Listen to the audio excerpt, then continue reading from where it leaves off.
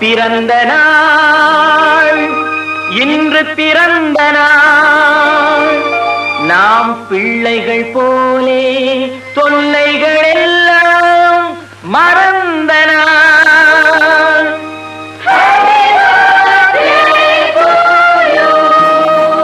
உன் கூடவே பொறுக்கணும், உன் கூடவே பொறுக்கணும், உனக்காக நான் இருக்கணும் எப்போதுமே.